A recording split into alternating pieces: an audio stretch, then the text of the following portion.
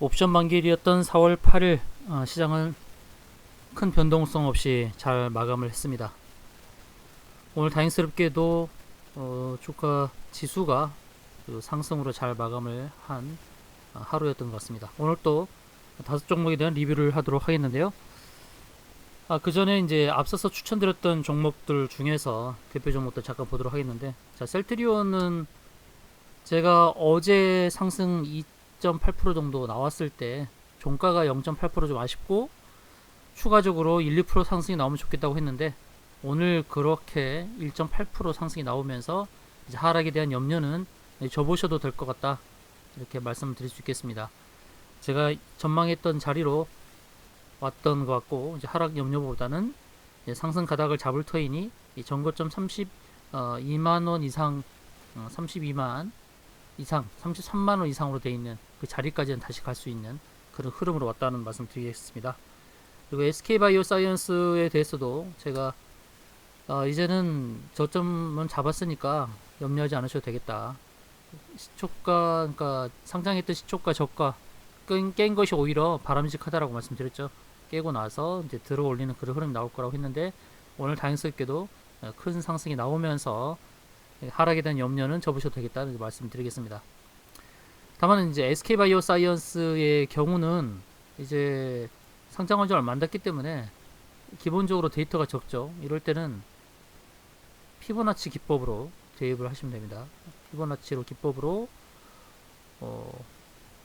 오늘 저가 기록했던 자리가 이제 그동안의 흐름 중에서 저가로 보시고 대응하시면 되겠는데요. 이제 반등이 나오는 자리에서 1차적으로 저항을 맞는 자리가 이제 12만 9천 원이 되고, 그 다음에 14만 1천 원이 됩니다.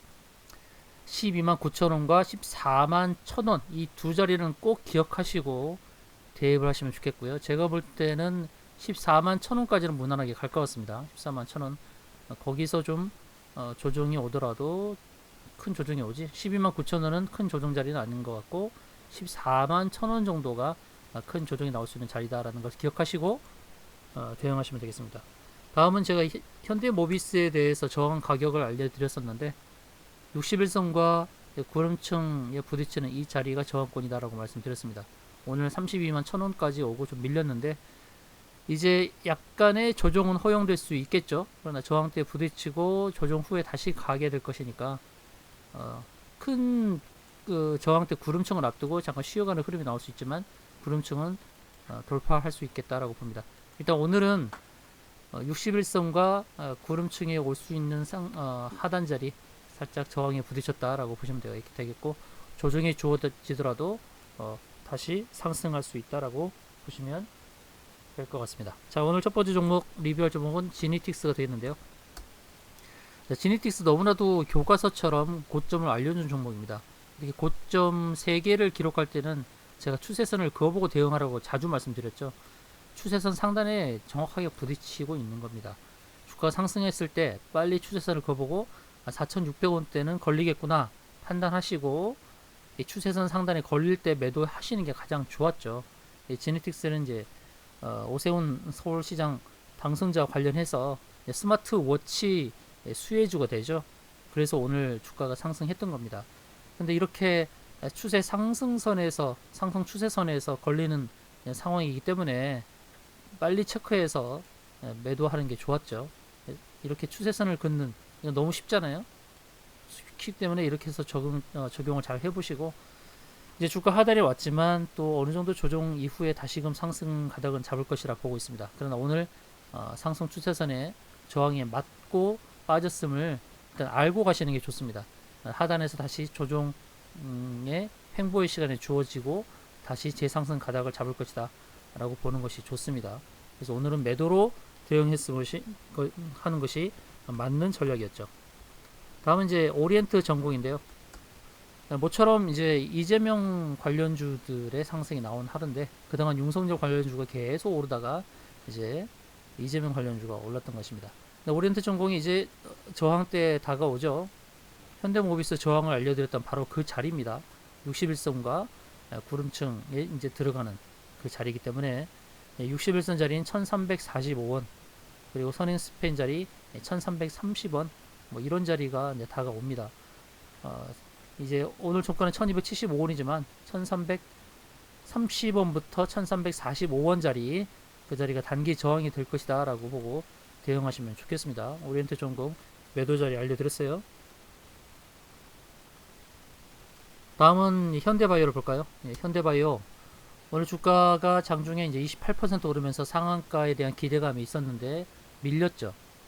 일봉상에서는 이제 구름층을 통과했죠. 통과했기 때문에 기대감이 있고, 주봉 월봉상에서는 상승으로 완전히 가닥을 잡았다고 볼 수 있습니다. 주봉 5주선인 48,000원대 위에 지금 자리 잡았죠. 주봉 5주선 위에 자리 잡았고, 월봉상에서도 이제 상승 기대감이 있는데, 그러면 오늘 왜 이 고점에서 부딪혔느냐? 54,100원은 어떤 자리느냐? 일봉, 주봉, 월봉상에서 알려주지 않은 저항대는 무엇인가? 바로 분봉에 있습니다. 120분봉, 240분봉, 다른 분봉은 저항이 약하죠. 그래서 120분봉과 240분봉은 저항으로 작용되니까 꼭 기억하세요. 이제 120분봉을 보시게 되면 120분봉의 구름층 상단, 그리고 왼편에 보이는 구름층 저항에 부딪힌 것이죠. 그래서 이렇게 특히 이제 120분봉이 저항이 되는 경우는 주가가 급등했다가 조정이 주어졌을 때 반등 나오는 구간에서 매도 포인트 잡을 때 굉장히 좋습니다. 그래서 120분봉에 대한 저항치도 늘 기억을 하시고요. 왼편에 보이는 구름층 상단 51,000원 부근이 51,000원부터 54,000원 부근이 오늘 저항으로 작용했으니까요. 120분봉의 저항도 무시를 못할 것입니다.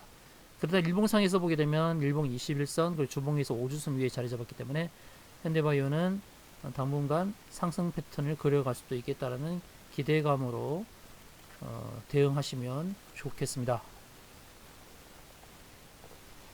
다음 종목은 이제 ECS라는 종목인데요.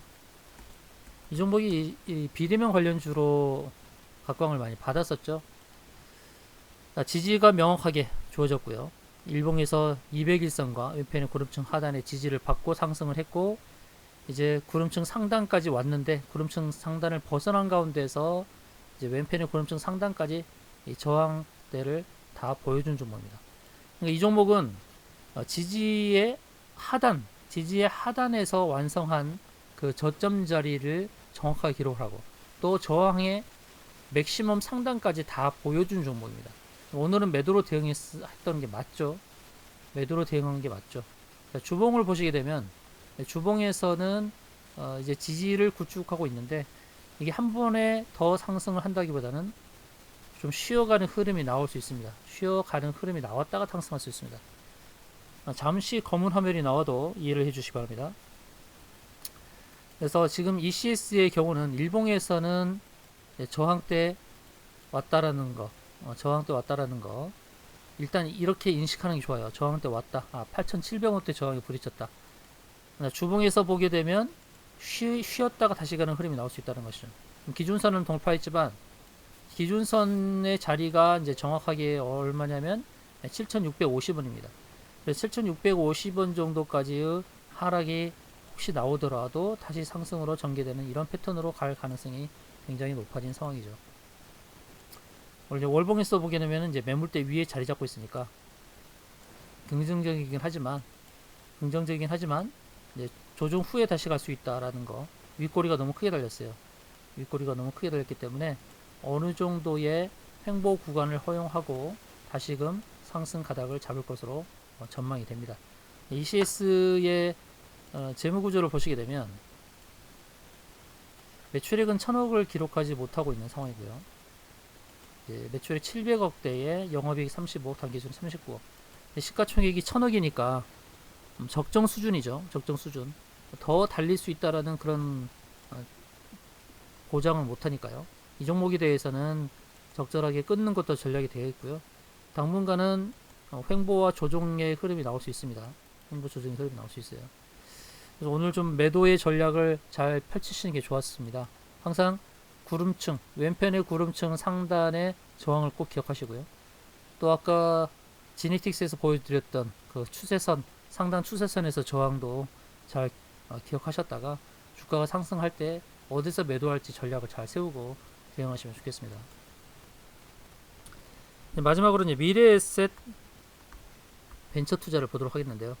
미래에셋 벤처 투자는 최근에 이제 창투사들의 주가 상승, 뭐 아주 아이비 투자, 또 대성창투, 에이티넘 인베스트 이런 종목들이 상승하면서 미래에셋 벤처 투자도 투자의 대상이 되었던 종목들, 비상장 주식들이 어떻게 이제 상장할 수 있는 이제 기대감 이런 부분들 때문에 상승이 크게 나왔는데, 자 이제 미래에셋 벤처 투자도 추세선을 그어보면서 대응을 해야 되겠죠. 예, 주봉의 추세선을 가지고 이제 대응을 해야 될 텐데, 과연 고점이 다 완성이 됐느냐, 아니면 추가적으로 상승이 나올 수 있느냐, 이제 이런 부분인데요.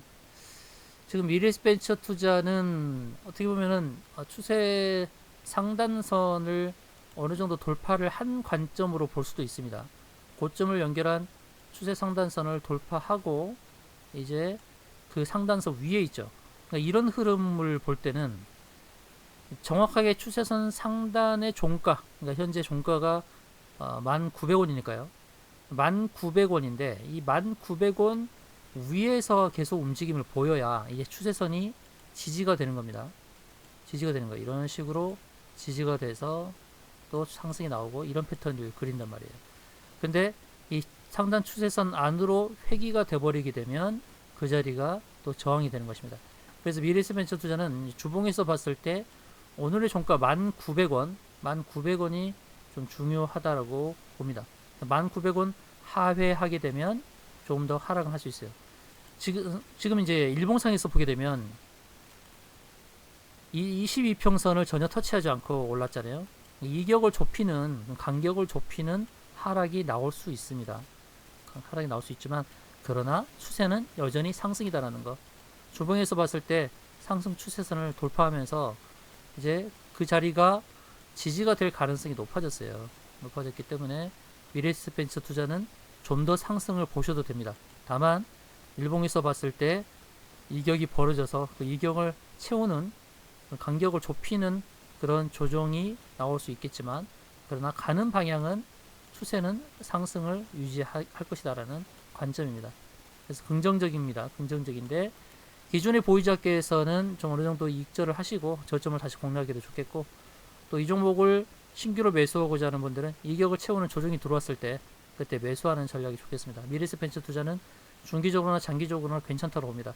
작년에 실적만 봐서는 안 되고요. 이 회사는 미래에 대한 기대감이 있어요. 작년의 실적은 당기순이익이 300억 정도 나오고, 그럼 시가총액이 5천억인데요. 영업이익도 300억 정도인데, 이 내용만 본다 그러면 적정이라고 할 수 있지만, 올해와 내년의 실적을 감안하거나 또 자회사에 또 지분 투자한 회사들의 상장 지분 가치를 생각한다면 시가총액은 더 늘어날 수 있습니다. 다만 중요한 것은 시가총액의 기준, 현재 시가총액이 5,030억이에요. 마디의 기준이 있습니다. 시가총액 3천억, 5천억, 7천억, 1조 이렇게 어떤 의미 있는 시가총액을 달성했을 때는 또 어느 정도 하락했다 다시 올라갈 수 있어요. 예전에 JYP가 그랬고요. JYP도 시가총액 1조를 넘어서고 나서 또 시가총액 7천억대까지 빠졌다가 다시 재차 1조 이상 올라갔죠. 바로 그런 것처럼 미래에셋 벤처 투자는 5천억이 어떻게 기준이 될 수 있습니다. 일단 5천억을 달성했죠. 그러면 빠졌다가 조정을 주어졌다가 다시 시가총액 5천억을 넘어서는 그런 흐름이 나올 가능성이 좀 있습니다. 그래서 단기로는 조정의 성격이지만 중기로는 상승 추세가 계속 살아있기 때문에 그런 관점으로 대응하시는 것이 좋겠습니다. 이 영상이 유익하였다 그러면 좋아요, 구독 꼭 눌러주시기 바라겠습니다. 이상으로 방송 마치겠습니다. 감사합니다.